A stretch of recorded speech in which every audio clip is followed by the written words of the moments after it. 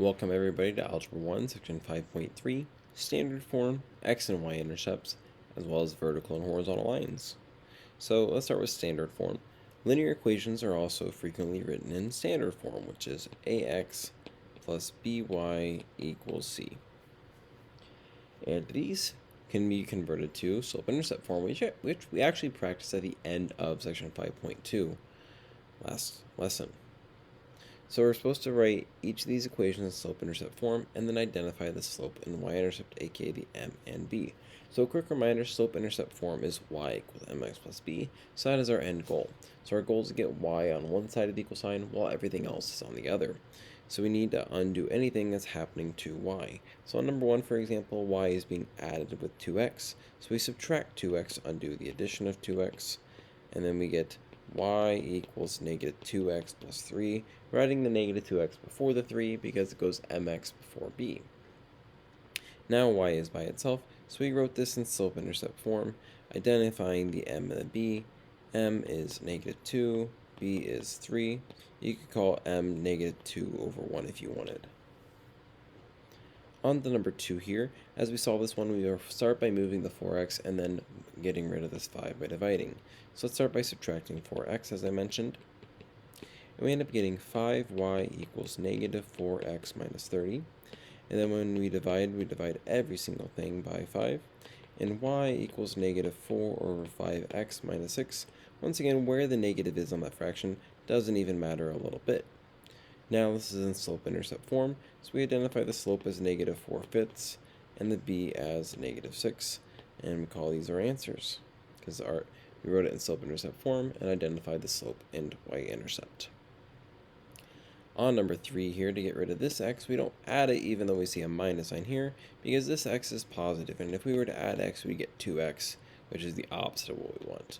So we subtract x, and that'll give us 0, so we get negative 3y, the negative stays with 3y, equals negative x plus 12. Now we divide every single thing by negative 3,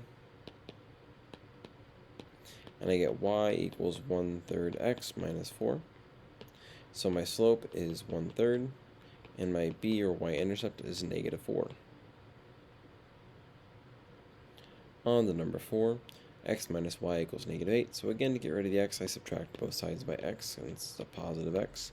And I get negative y equals negative x minus 8. I divide everything by negative 1 because it's secretly like a negative 1 multiplying with the y. And I get y equals x plus 8. My slope here is 1, my b here is 8, and I call that good. On number 5, 4x minus y equals 0, so I start by subtracting the 4x. I get negative y equals negative 4x plus 0. The plus 0 is optional. Divide both sides by negative 1, and I get y equals 4x.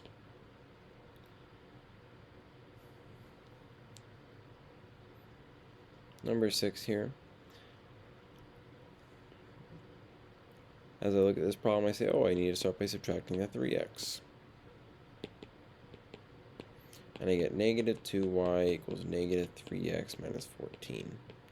Dividing all parts by negative 2. I get y equals 3 over 2x plus 7. The m is 3 over 2. The b is 7.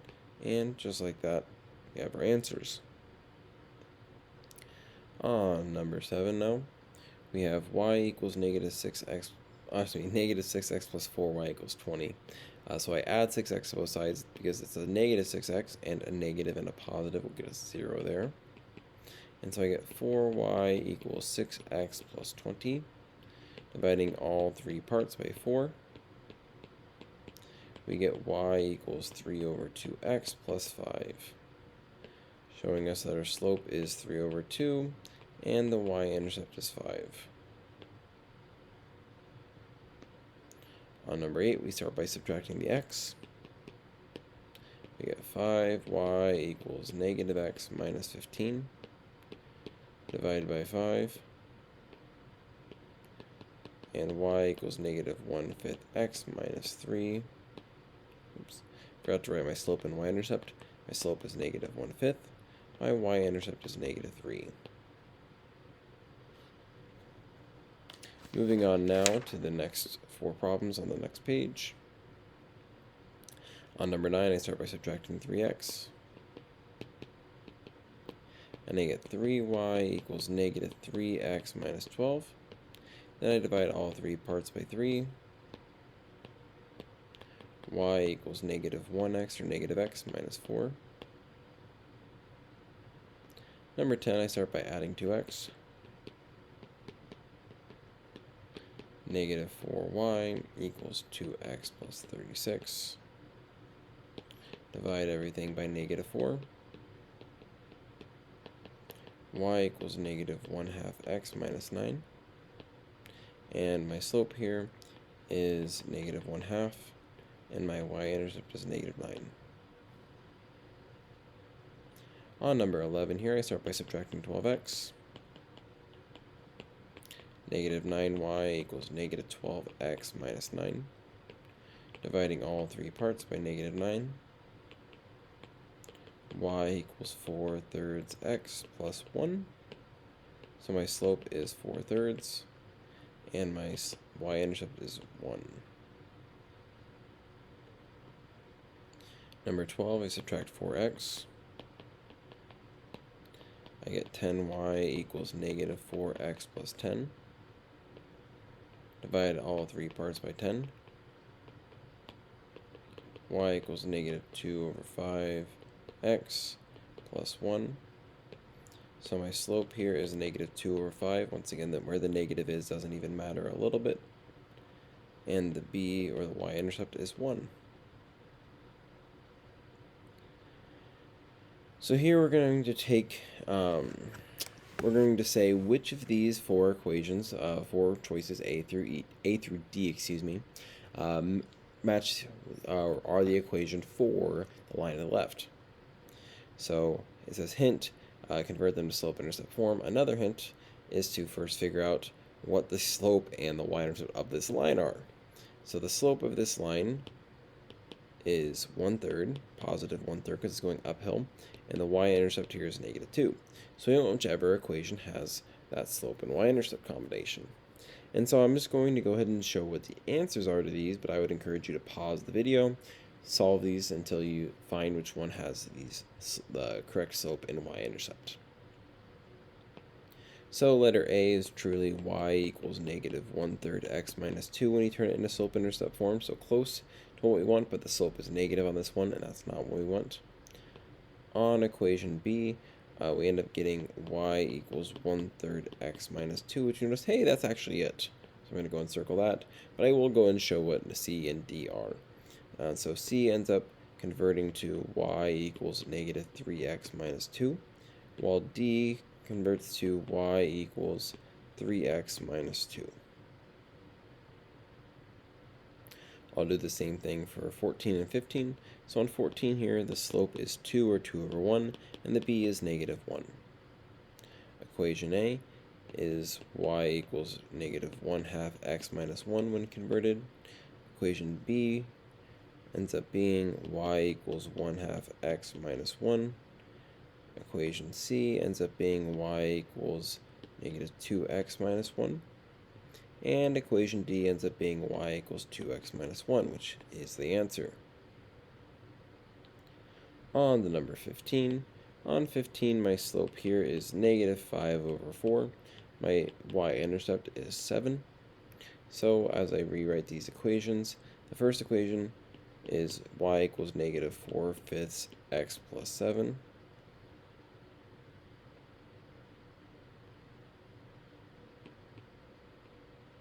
The next equation is y equals 4/5 x plus 7. The third one for letter C is y equals negative 5/4 x plus 7, which actually is the answer because it matches the slope and y-intercept. And then equation D would have been y equals 5/4 x. Positive 5/4 x plus 7. Moving on to the next page here. we're now going to talk about x and y intercepts. So one of the main things that are done from standard form is finding the x and y intercepts. And it can be a little more straightforward to find the x and y intercepts from this method because you already have your variables on one side, numbers on the other, and that setup can make it a little bit more straightforward to find these intercepts. But they can be found from any form at all. And remember, an x-intercept is where it crosses the x-axis. So in this case, it'd be right here. Ooh, let me use a different color that might pop more. It'll be right here in the orange, which in this case is the ordered pair 8, 0. So I'll show that the x-intercept here is 8, 0. 8, 0 is in fact an ordered pair, so I am going to write it as an ordered pair. Now, technically, we mentioned how x-intercepts are really just the same thing as root solutions or zeros in Unit 4, and when I was talking about those, I said, yeah, we can write it however we want. Well, we're specifically actually going to be using this for graphing here in this unit. I want us to focus on writing them as ordered pairs here. Now, the point where the line crosses or intersects the y-axis is called the y-intercept. So we see that up there. I'll do a different color here. Actually, I'll do blue, light blue. We see it right there. And so the y-intercept, you can abbreviate each of them as you see here, is really here 0, positive 8. And it won't always happen that the x and y intercepts are the same number here, like they are here. That is just kind of a neat occurrence on this one. Now, in order to find the x-intercept of an equation, you need to set y equal to 0 and solve for x. That's exactly the same thing we did when we found roots or zeros, because those are x-intercepts. And then to find the y-intercept of an equation, you just go the other way around. We set the x equal to 0 and solve for y. So you're always setting the other variable equal to 0 and solving for the variable that's not equal to 0. And the reason, once again, this works is, going back to our graph, is if it's going to cross this y-axis, that means the x value has to be 0. X can't be negative 1 and cross it. X can't be positive 1 and cross it, but x can be 0 and cross it. And similarly for the x-axis, the y value has to be 0 in order for it to cross. Y can't be 2, y can't be 1, y can't be negative 1. It just won't cross the x-axis unless y is 0. So for example, we're supposed to find the x and y-intercept of the following equation. So I often like to label what I'm doing here so that way I can keep track of my work. So for an x-intercept here, I'm going to take y and replace it with 0. So this will be 0 equals 3x plus 6. And I continue solving here, and I'm going to go and subtract the 6 on each side. And I'm going to get negative 6 equals 3x. And now I'm going to say, okay, cool beans. I'm going to divide by 3 to get x by itself. And I get x to be negative 2, which I'm going to write as the ordered pair negative 2, 0 for my x-intercept. Then it asked me to find the y-intercept as well. And the order I do these in didn't matter. I could have done the y-intercept first. So here, as I write the y-intercept, or about to do the y-intercept, I replace x with 0.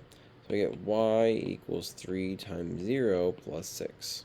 And last I checked, 3 times 0 is 0, and 0 plus 6 is just 6. And so I can just say y equals 6. And that's the ordered pair, 0, 6.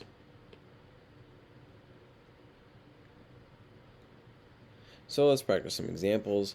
Once again, I encourage you to pause the video, practice problems as you are able to. So to find the x and y-intercept of each, starting by finding the x-intercept, I suppose, but you really could do either. I'm going to replace y with 0 and get y equals negative, or 0 equals negative x plus 5. And like I mentioned when we started solving for zeros algebraically back in section 4, unit 4, section 4, we can move either the x or the 5. It doesn't really matter. But I'm going to here move the x because in order to move a negative x, I'm going to add x, and that keeps my numbers positive rather than subtracting 5. I like that scenario. So I end up getting x equals 5, which is really the ordered pair 5, 0. Then for a y-intercept, I'm going to make the x value 0. So I'm going to do y equals negative of 0 plus 5,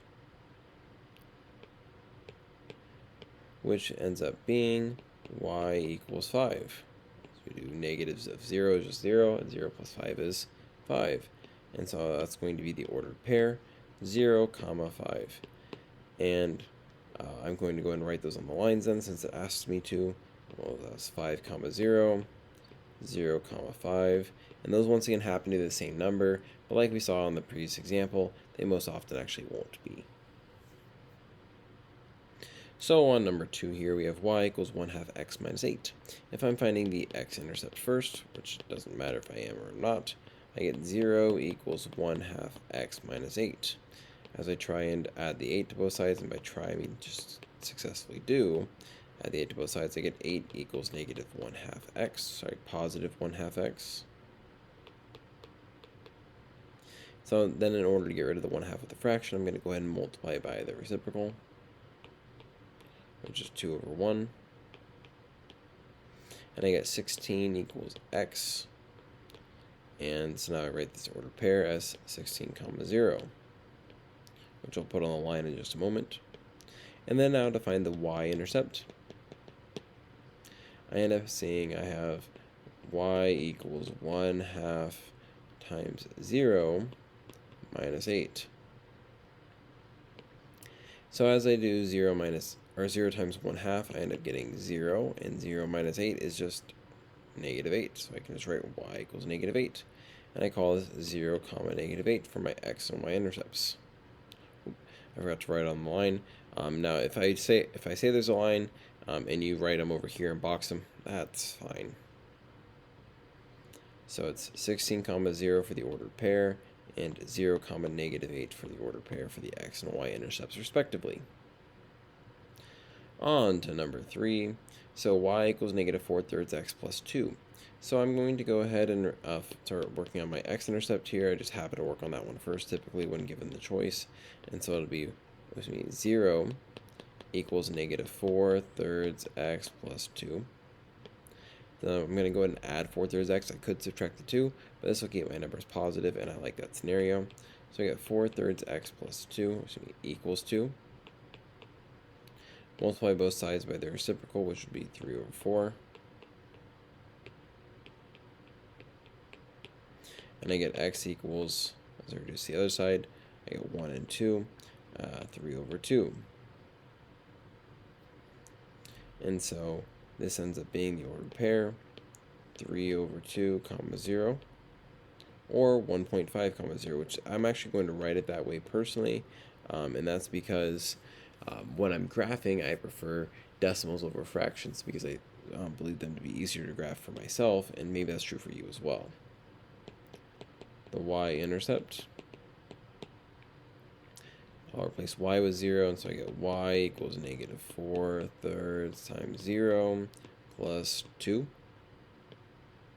And so that's y equals negative 4/3 times 0 is 0, and 0 plus 2 is 2, so I get y equals 2. And that ends up being the ordered pair, 0, 2. And then I'll go ahead and write these on the lines. So the x-intercept is negative 1.5, positive 1.5, 0, or 3/2, 0. And the y-intercept is 0, 2.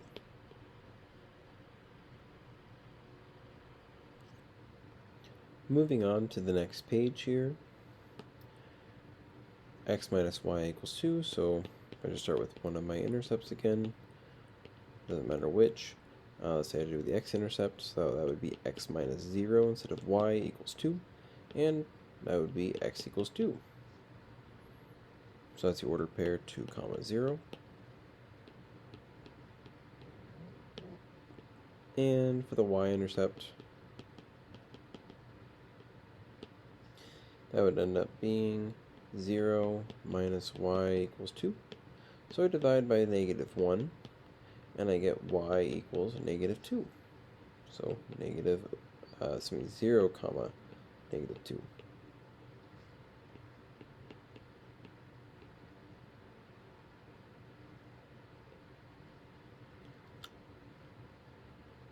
On number 5 here, as we find the x-intercept, we would have 3x minus 2 times 0 equals 12.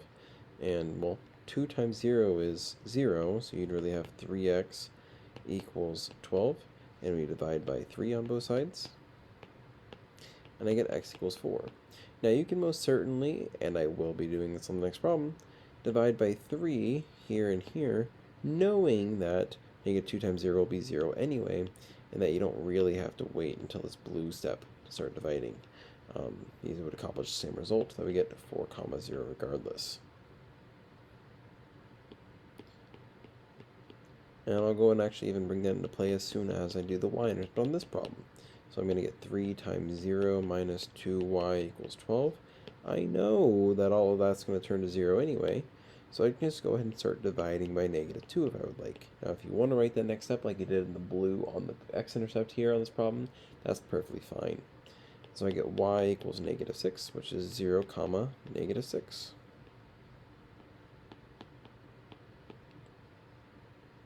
Number 6 here is I find the x-intercept.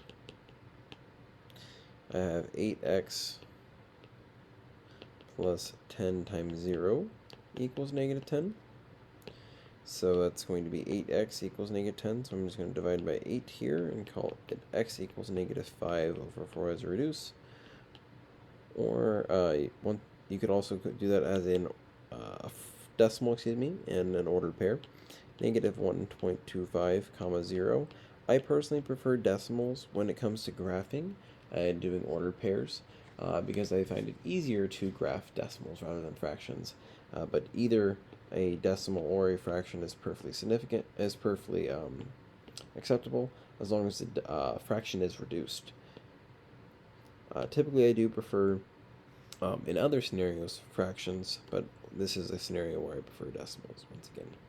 But you do you. Honestly, I as long as you have either a simplified fraction or a decimal, I'm happy with it. Or a mixed number even if you want. So for the y-intercept, I'm going to do 8 times 0 equals, not equals, but plus. My pencil's not one to cooperate with me, so 8 times 0 plus 10y equals negative 10. Dividing both sides by 10, not negative 10, but just 10, I get y equals negative 1, or the ordered pair, 0 comma negative 1.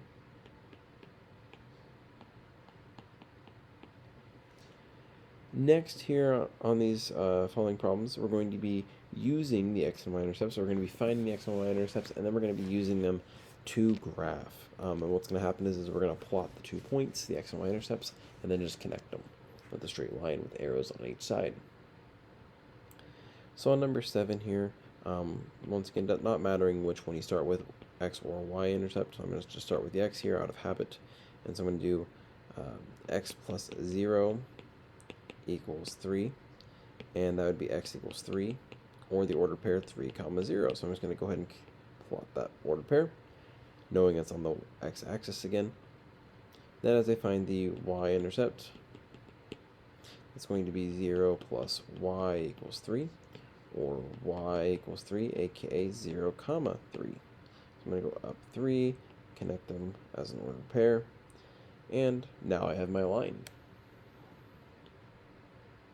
And you could technically make a line out of any 2 ordered pairs. We in the past, in slope-intercept form, used the y-intercept and then another point we found via the slope. But here we just happen to use the 2 points that are the x and y-intercepts specifically. On number 8 here, as I find, let's say the x-intercept first, because that's just what I typically do. I'm going to do negative 4x plus 5 times 0 equals 20. And if I just divide both sides by negative 4, because 5 times 0 is 0 anyway, I'm going to get x equals negative 5, which is negative 5 comma 0. Plot the point, move on to my y-intercept. I'm going to get negative 4 times 0 plus 5y equals 20.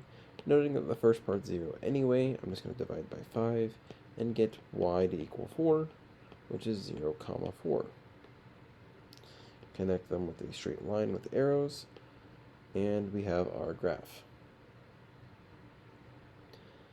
On number 9 here, as I find the x-intercept, we're going to have 9x minus 15 times 0 equals 45.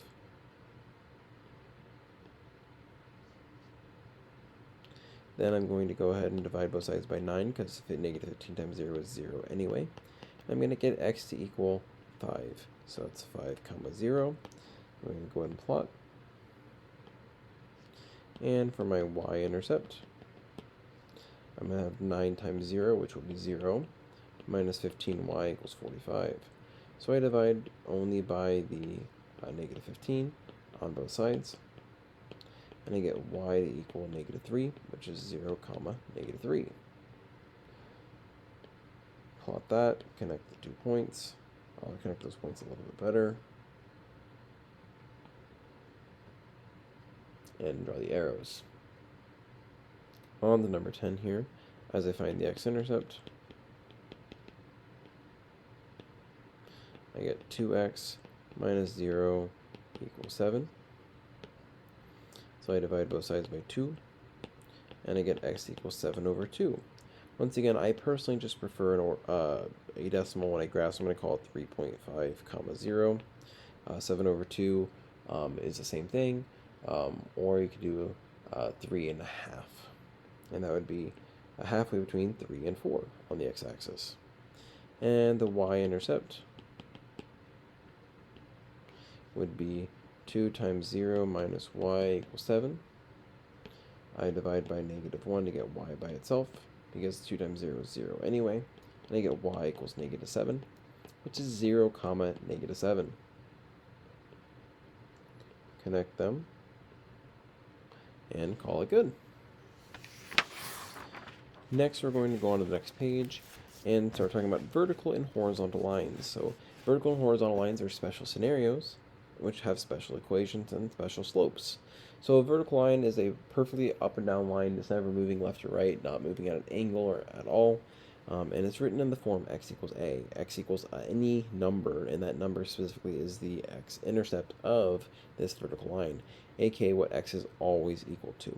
So here it's x equals 3, for example, because you note that the x-intercept is 3, and as a matter of fact, not only is the x-intercept 3, the x value for every single point you could ever think of on this graph, on this line, is 3. X value never, ever, ever changes. X is always 3 here. Now remember that from before, the slope of a vertical line is undefined. So the slope of any vertical line is undefined, which means the slope of any line where it's x equals 3 is undefined, because they're always vertical lines. Now a horizontal line, very similarly, is a value never changing. In this case, it's the y value never changing. So even though we think y is up and down, which it is, and so we would think maybe the y would be the vertical line, the reason why the y is horizontal is because we're saying that, the y equals a number is the horizontal line. Let me clarify that. The reason that is the case is because we're saying the y value is never changing. The y value is not going up and down, so it's only moving left and right if the y value is not going up and down at all. And that's what we see happening here. In this case, this is y equals negative 1, which is once again the y value at every single point on here. The y value is always negative 1 on this. And remember that you can make a z out of this for a slope of 0. The other way to think of it mathematically for each of these is that an undefined slope has a rise of some number over a run of 0, and dividing by 0 breaks math and is thus undefined. Whereas on a horizontal line, the rise is 0, it's not going up or down, but the run is some number, and 0 divided by any other number is always 0. Alright, so write the equation line shown on the graph.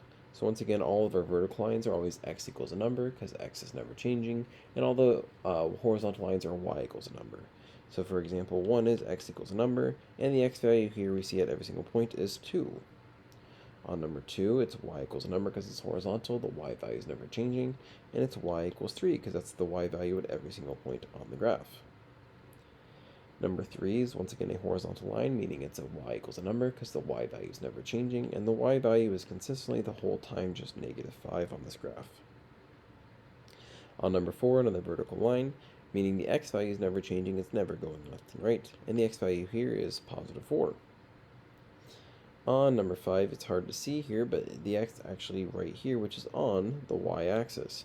And now that means it's a vertical line. Vertical lines are always x equals a number because it's never moving left to right. So this is x equals the number 0. On number 6 is a horizontal line. Horizontal lines are always y equals a number because the y value is never changing. It's never going up or down. So here the y value is 2.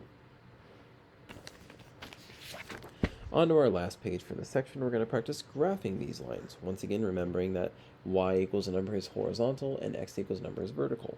So y equals 5, you go up and graph 5, and you say it goes perfectly left and right forever and ever and ever on this horizontal line. Now, let me do a little bit less bad of a horizontal line here. That is a better horizontal line, but maybe I could make that a little bit thicker. Ooh, too thick, one might say. That's better.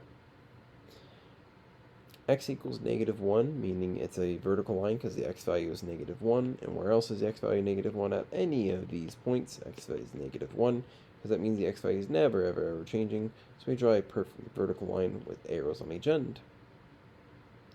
Number 10, again, x equals a number, so it's vertical. We could think of it as x equals 3 here, here, here, here, here, you name it, thus leading us to know it's a vertical line. Y equals -2, meaning it's a horizontal line. Y is always -2 on this line. It's never changing, so it's only right here. That is not what I was wanting at all from that. I did not need an oval. I needed a line. Once again, knowing that y is -2 at every single point on this line. On number 11, y equals 4 is once again a horizontal line. The y value is 4 and only ever 4. Connect them with arrows, and bada bing, bada boom. Number 12, x equals -7. The x value is always -7, meaning it's a vertical line because it's never moving left to right, and it's at -7 for the x values, which is right here.